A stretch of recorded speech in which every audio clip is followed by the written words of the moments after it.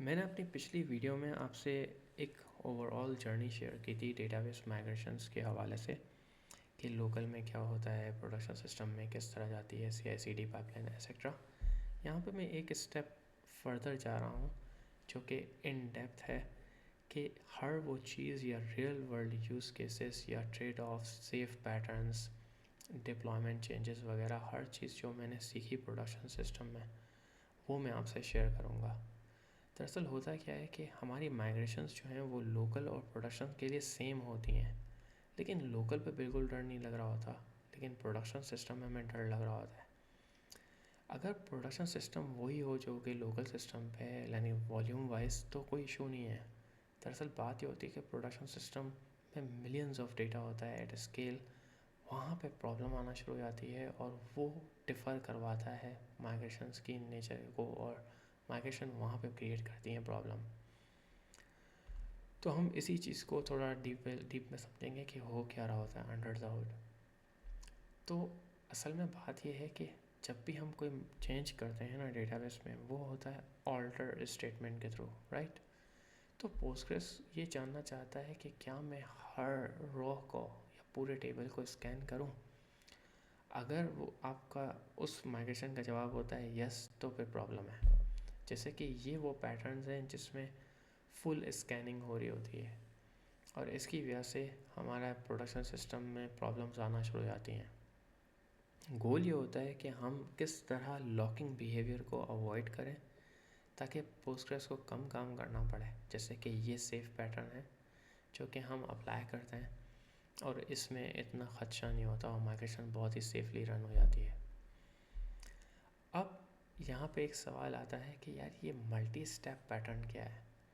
इसमें थोड़ी देर में हम बात करेंगे, लेकिन फ़िलहाल ये समझ लें कि ये बैकवर्ड कॉम्पैटिबिलिटी पैटर्न है जो कि इस तरह के काम को करने में काम आता है।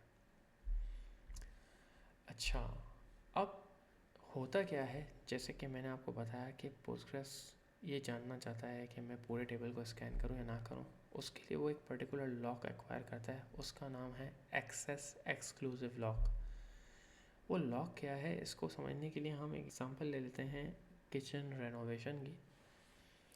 लेट्स इमेजिन अगर मुझे किचन को रेनोवेट करना है तो मैं क्या करूँगा। फुल रेनोवेशन मतलब ये कि मुझे पूरा कंप्लीट न्यू बनाना है। तो मैं पहले सबसे पहले पूरे किचन को खाली करूँगा। जो बंदा अंदर काम कर रहा है उन सबको मैं बोलूँगा भाई आप अपना काम रोक दें और आप सब बाहर चले जाएं।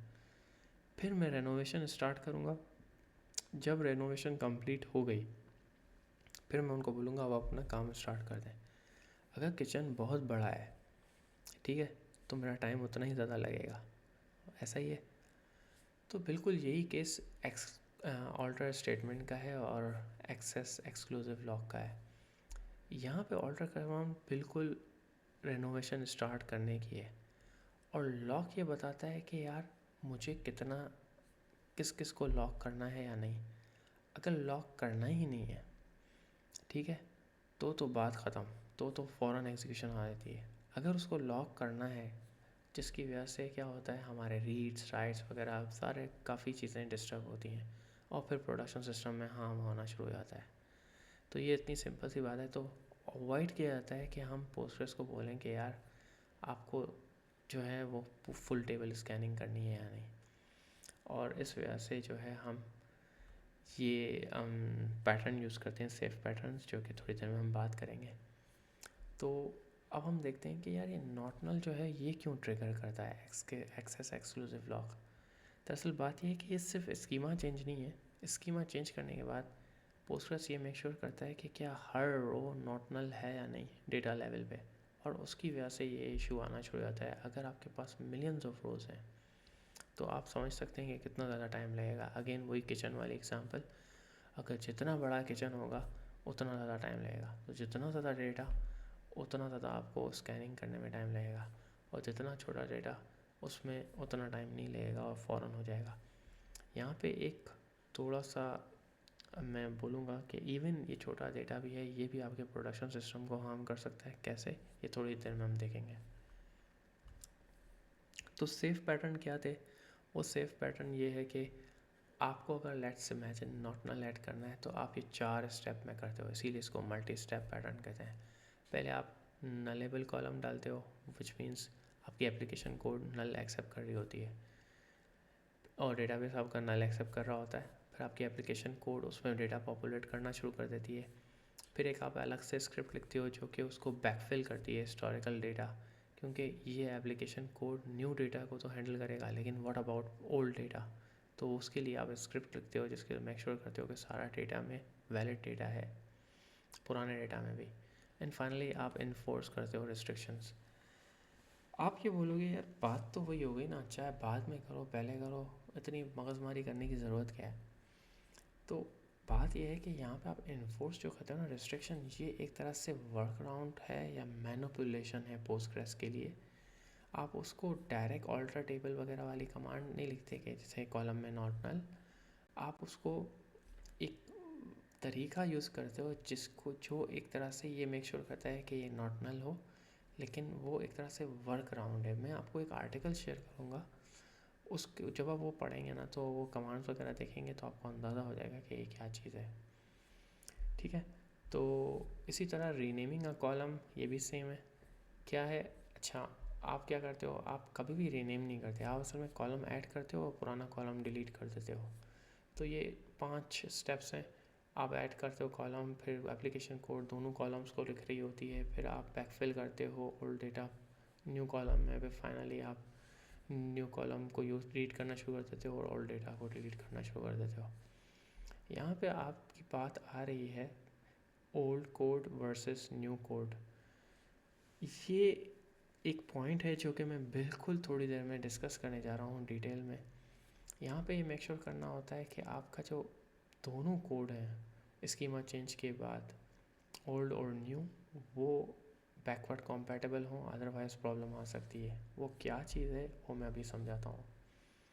दरअसल बात यह है कि हमारी जो स्कीमा चेंजेस है ना, वो डिप्लॉय होती हैं CI/CD पाइपलाइन के थ्रू। और एक वक्त ऐसा आता है जब डिप्लॉयमेंट में आपके दोनों कोड चल रहे होते हैं, न्यू और ओल्ड। यहाँ पे आपकी स्कीमा जो है वो रन हो रही है CI/CD पाइपलाइन के थ्रू, और फाइनली मतलब स्कीमा चेंज के बाद डायरेक्टली आपकी कोड डिप्लॉयमेंट आती है या चेंजेस आती हैं जो आप रोल आउट करते हो। हम समझ रहे हैं कि स्कीमा बिल्कुल सेफ़ है। जैसे नॉट नल वाली एग्जांपल ले लेते हैं कि ये हमने पहले स्कीमा पहला स्टेप किया नलेबल, ठीक है, यहाँ पे गया कोड चेंजेस आए। अब इस कोड चेंज ने डेटा को पॉपुलेट करना शुरू किया है, रोलिंग अपडेट है, विच मीन्स आपकी एप्लीकेशन डायरेक्ट डिप्लॉयमेंट नहीं करेगी। ऐसा नहीं है कि फ़ौरन ही डिप्लॉयमेंट हो गई, टाइम लगता है। ठीक है, तो एक वक्त ऐसा आएगा कि यहाँ पे ओल्ड और न्यू कोड दोनों होगा।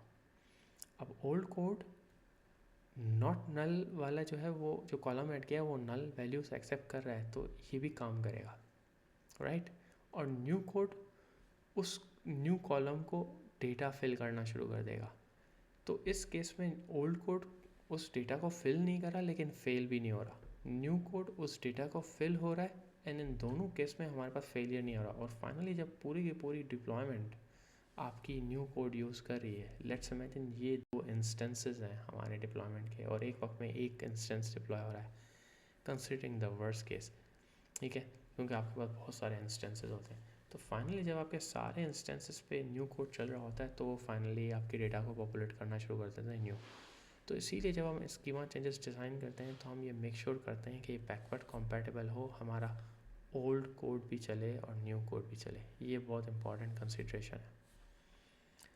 तो अगर प्रैक्टिकल अप्रोच देखें तो यही होगी कि हम पहले स्कीमा चेंजेस रोल आउट करेंगे एज एनालेबल, फिर डिप्लॉयमेंट चेंजेस करेंगे, बैकफिल करेंगे, एंड देन इन्फोर्स करेंगे रिस्ट्रिक्शन। तो ये चीज़ है। अच्छा, एक मैं थोड़ी देर पहले बात की थी कि अगर स्मॉल डेटाबेस है तो आप नॉट नल डायरेक्टली इन्फोर्स कर सकते हैं। तो मैं इसी चीज़ को क्वेश्चन कर रहा हूँ और मैं बोलता हूँ अज्यूम कर लो कि आपके पास ऐसा टेबल है जिसमें नॉट नल आप इजीली अप्लाई कर सकते हो और प्रोडक्शन सिस्टम में बिल्कुल इसी तरह जिस तरह आप लोकल सिस्टम पे कर रहे हो। क्या आप फिर भी उसी तरह करोगे जिस तरह आप लोकल पे करते हो? सवाल ये। तो मेरे ख्याल में वो प्रोडक्शन सिस्टम को हार्म करेगा। क्यों? इसी ओल्ड और न्यू कोड की वजह से, क्योंकि वो बैकवर्ड कॉम्पेटेबल नहीं है। इवन तो स्कीमा खुद इट्सेल्फ बहुत फास्ट एग्जीक्यूट हो रहा है, लेकिन कोड चेंजेस आहिस्ते आहिस्ते हो रहे हैं। तो इमेजिन आपने नॉट नल इन्फोर्स किया, इसका मतलब है स्कीमा आप बोल रहे हैं ये नया कॉलम मैंने ऐड किया है जो कि नॉट नल है, इसमें वैल्यू होनी ही है। लेकिन ओल्ड कोड को थोड़ी पता कि उस particular new column not null है। वो इंसर्शन जब करेगा या अपडेट करेगा, प्रोवाइडेड वो पूरे वो वाला कॉलम भी यूज़ कर रहा है। अपडेट के केस में चले छोड़े, इंसर्शन के केस में रख लेते हैं। इंसर्शन जब करेगा तो आप ये देखेंगे कि यार वहाँ पे वो कोड फटना शुरू हो जाएगा। अच्छा, यहाँ पे इंसर्शन पे भी डिपेंड करता है कि आप एक एक वैल्यूज़ यानी एक एक कॉलम का कोड में आपने एक एक कॉलम मेंशन किया हुआ है। नॉर्मली ऐसा होता नहीं है कि आप एक एक कॉलम मेंशन करो। आप इस तरह कोड लिख रहे होते हैं कि वो स्कीमा से जनरेट हो रहा होता है, ठीक है। तो उस केस में ये प्रॉब्लम क्रिएट कर सकता है, ठीक है। तो ये चीज़ है, लेकिन मैं बताना ये चाहूँगा कि ये ओल्ड कोड फटना शुरू हो जाएगा, क्योंकि इसको इस बारे में न्यू कॉलम के बारे में पता नहीं और वो नॉट नल है। तो ये फटेगा और यहाँ पे न्यू कोड जो है वो हैंडल कर लेगा, और फाइनली एक स्टेट ऐसी आएगी जब आपके दोनों इंस्टेंसेस न्यू कोड पे फिर से चलेगा। तो ये टेम्परेरी तौर पे आपका फेलियर रहेगा। अब सवाल ये है क्या ये आपके लिए बियरेबल है या नहीं, लेकिन थोड़ी देर के लिए सही ये फेलियर क्रिएट होंगे। अब बात समझ रहे हैं? तो अगर टेक अवे की बात की जाए तो सिंपल ये है कि यार जो माइग्रेशंस होती हैं ना वो होती हैं सेम लोकल और प्रोडक्शन के लिए, लेकिन जो डिफरेंस आता है वो आता है वॉल्यूम का, जो कि हमारे लिए कॉम्प्लिकेट कर देता है, यानी प्रोडक्शन एट स्केल। दूसरा एक्सेस एक्सक्लूसिव लॉक, जो कि मोस्ट माइग्रेशन इंसिडेंट्स का जो ज़रिया बनता है। अगर हम इसको अच्छे से समझें और जब हम माइग्रेशंस लिखें और इसको समझें कि यार वाकई ये पूरे टेबल को लॉक करेगा या नहीं, तो हम अपनी माइग्रेशंस को बेटर कर सकते हैं। तीसरा सेफ पैटर्न्स जो कि एग्जिस्ट करते हैं फॉर अ रीज़न। ये सारे जो पैटर्न जो हैं ये स्टेबिलिटी को इन्फोर्स करने के लिए होते हैं, ना कि ये पैटर्न वैसे थोड़े स्लो भी होते हैं, लेकिन स्टेबिलिटी ज़्यादा इंपॉर्टेंट होती है क्योंकि आप प्रोडक्शन सिस्टम को हार्म नहीं करना चाहते। तो ये सारी बातें थी। आई होप आपको ये बातें समझ आई हो। If you have any questions please let me know.